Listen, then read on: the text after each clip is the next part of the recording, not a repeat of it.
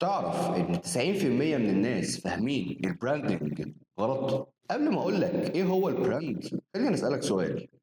ليه في موبايل معدي ال 100,000 وفي موبايل ب 10,000 جنيه؟ ده بيتكلم وده بيتكلم، ده بيصور وده بيصور، ده ممكن تدخل على السوشيال ميديا منه وده نفس الكلام. طب يا ترى ايه الفرق ما بينهم؟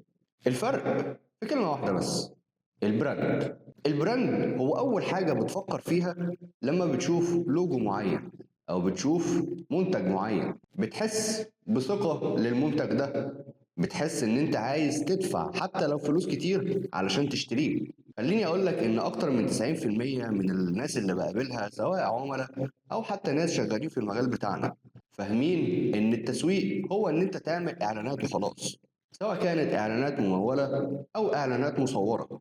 وللأسف ده فكر خاطئ، لأن الإعلانات بتخليك تجذب العميل مرة واحدة بس، إنما البراند هو اللي بيخليك عميل دائم ليك.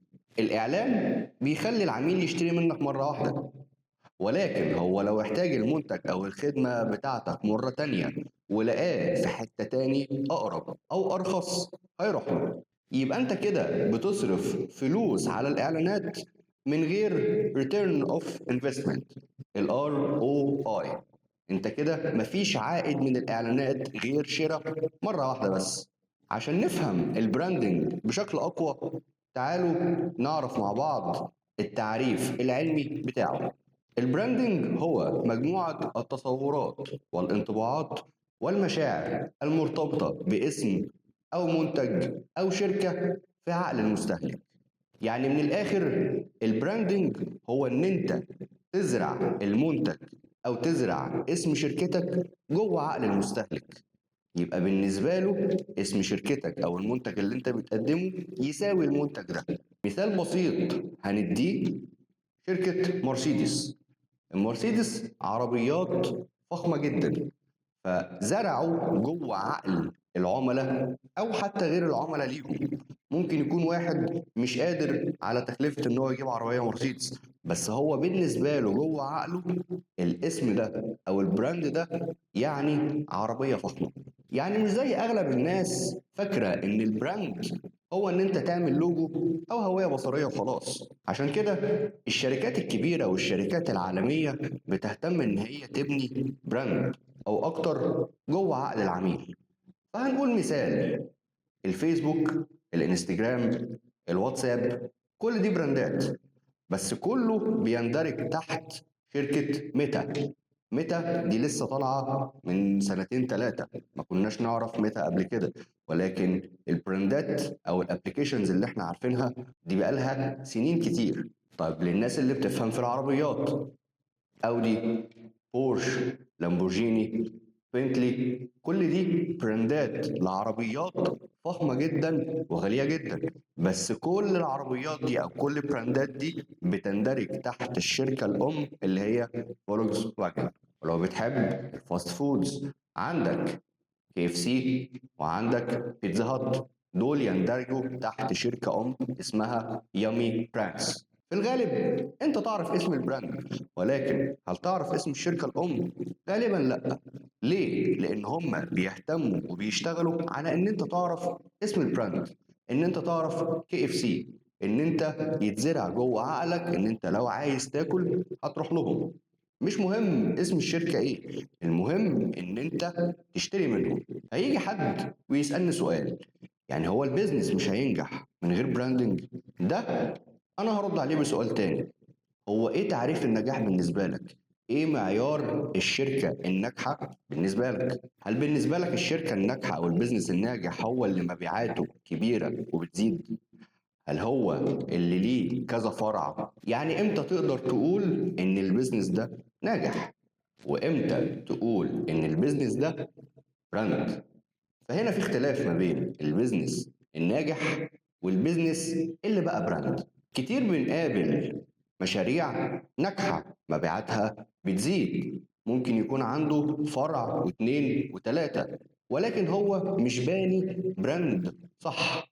العميل اللي بيدخل له مرة واحدة أو مرتين بالكتير، علشان كده مبيعاته بتعتمد على الكمية. هو بيعتمد إن هو يصرف إعلانات كتيرة جدا، بيشتغل على جمهور عام. ممكن يكون المنافس بتاعه عنده فرع واحد بس، مبيعاته أقل منه، ولكن عامل براند، بالتالي هيستمر أكتر منه. ممكن على الشورت تيرم أو في الفترة القريبة تكون مبيعات الأول أكتر، ولكن على اللونج تيرم في المستقبل، على مدار سنين، التاني هو اللي هيستمر، التاني هو اللي هيبقى أقوى، هو اللي هيرتبط في عقل المستهلك والفئة المستهدفة اللي هو بيتعامل معاها. البراند التاني اشتغل على ان هو يزرع في عقل العميل ان اي مصنع للمنتج ده تاني مش بنفس الكفاءة، مش بنفس الجودة. علشان كده كل ما العميل بيبقى عايز يشتري المنتج ده بيروح له هو، مش لأي حد تاني. زي ما كنا اتكلمنا قبل كده، ايه هي الفانل المثالية لأي مشروع؟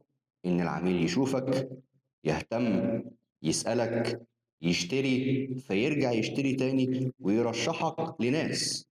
ده مش هيحصل بالشكل المثالي ده إلا لو أنت عامل براند حقيقي. إنما لو العميل شافك واشترى منك وخلاص، يبقى أنت كده عندك مشكلة. أنت كده بتبيع مرة واحدة، أنت كده الريتنشن بتاعك مش عالي، أنت كده مش عامل براند. نيجي بقى للسؤال المهم: إزاي أقدر أبني براند للبيزنس بتاعي قوي ويستمر؟ خليني اقولها لك بصراحة، البراند مش حاجة سهلة ان هي تتعمل، مش بتاخد شهر او اتنين، وممكن حتى ما تاخدش سنة، تاخد سنين عقبال ما تتعمل. علشان كده لازم تكون حاطط في دماغك حاجتين: ان انت ما تستعجلش، وان انت تستمر مهما كانت الظروف. طبعا شطارتك واجتهادك واستمراريتك هي اللي هتحدد الوقت اللي انت هتاخده علشان تبني البراند بتاعك. اولا لازم يكون ليك هوية واضحة. انت مين؟ البراند بتاعك بيخدم انهي فئة؟ لازم تكون واضح في الرسالة اللي انت بتقدمها، لازم تكون واضح في المنتج او الخدمة اللي انت بتديه للعميل بتاعك. مفيش بيزنس عامل براند بيخدم جمهور عام، لازم يكون محدد فئة مستهدفة بيشتغل معاها. لازم تخاطب الفئة دي بلغتهم، بستايل الحياة بتاعهم. البراند بتاعك بيخاطب شباب ولا عائلات ولا لاكجري؟ لازم تكون عارف هم بيفكروا ازاي، لازم تكون دارسهم وفاهمهم وعارف اهتماماتهم ايه تشتغل عليها. لازم وضروري تحافظ على جودة المنتج او الخدمة اللي انت بتقدمها، لازم تحافظ على تجربة للعميل مثالية، علشان تجربة العميل هي اللي هتخليه بعد ما يشتري منك يرجع لك تاني ويرشحك لناس تانية. فتجربة العميل مهم جدا جدا. زي ما اتكلمنا قبل كده، لازم يكون عندك سيستم CRM علشان تقدر تهندل وتظبط العملية دي. لازم وضروري يكون لك محتوى ثابت، وزي ما دايما بنقول المحتوى هو روح التسويق. علشان كده لازم يكون العميل شايفك قدامه على طول، شايفك على طول بتشرح المنتج او الخدمة، شايف على طول فيدباك للعملاء بتوعك، شايف على طول ان انت بتطور وبتحسن من المشروع بتاعك. واخيرا لازم تحقق الوعد اللي انت وعده للعميل، سواء جودة للمنتج تفضل ثابتة والأفضل إن هي تتطور، ولو عامل ضمان يكون مستمر وساري، وخدمة ما بعد البيع علشان العميل ما يحسش إن هو اشترى منك وخلاص أنت سبته أو بعته. لا، لازم يحس دايما إن أنت معاه، لو في مشكلة تحلها له، ولو مفيش مشكلة يكفي بس إن هو يشوفك بتتابع معاه أول بأول. ده هيبني ثقة كبيرة ما بينك وما بينه. والبراند بيقوم على حاجة واحدة بس: الثقة. عشان كده البراند مش حاجة سهلة إن هي تتعمل، مش حاجة سهلة إن هي تتخلق، مش إعلان هتعمله هتموله أو هتصوره أو هتعمل حتى خطة محتوى. البراند بروسيس طويلة لازم تاخدها كلها ولازم تقع فيها ولازم يحصل مشاكل، لازم تحل المشاكل دي علشان تقدر في الآخر توصل للهدف اللي انت عايزه. فلو عايز تبيع مرة اعمل إعلان، ولكن لو عايز تبيع كتير اعمل براند، لأن الإعلان بيتنسي مهما كان طول في الفترة. في إعلانات إحنا فاكرينها من سنين، ولكن ممكن 5 أو 10 سنين كمان الإعلانات دي تختفي للجيل الجديد. ولكن البراند بيستمر عقود من الزمن، بيستمر فترة، وهو ده البراند الناجح.